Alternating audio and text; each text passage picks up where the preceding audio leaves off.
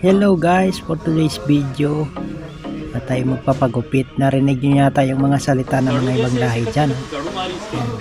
Kalin kurubay, linisin mo daw. Inom ng tubig yung isa. Yan ang idol po, yan nagwawalis. Lagi ako nagpagupit sa kanya yan. Inimintin ko sa kanya yung gusto. Sa kanya ako lagi nagpapagupit. Magaling pa naman siya.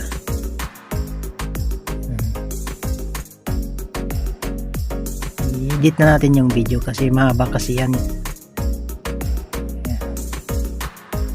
Bilis lang yan.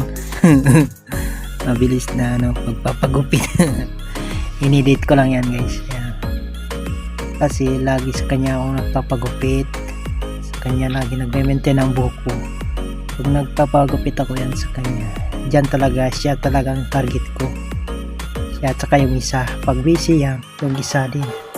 Ganun magpapagupit. Pero dito talaga ang idol ko magpapagupit. Yan. Tanya na. Diba? Daming marites kasi. Mabilis yan siya pero laging nag-uusap. Hindi mawala yung pag-usap-usap. Mabilis yan guys pero laging pintuan kasi hindi mawala yung pintuan. Seryoso si kasi sa kanila laging kwento. Seryoso si Dipungal. Naantok ako dyan eh. Antay na nyo, tulog na. Naantok na si Dipungal. Dipungal boy. Dipungal boy. Makibay. Kapag nasa trabaho kami, ang tawag makibay, kiyale bay, DJ bay. Kiyale bay, DJ bay. Sarabik kya pal he.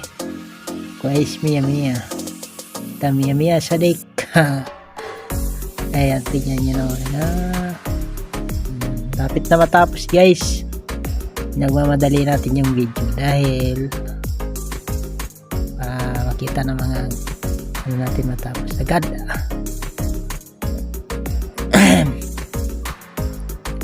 Diba? Antok na si mga Dipungal. Pa-shoutout sa mga Dipungal dyan. Sa mga nanood sa mga video ko. Shoutout sa inyo, sa mga followers natin, sa mga viewers natin. Lalo na yung mga matagal nating makilala dyan. Shoutout po sa inyo guys. Shoutout po. Maraming salamat sa pag-support lagi sa ating video. Ayan, patapos na po tayo diyan.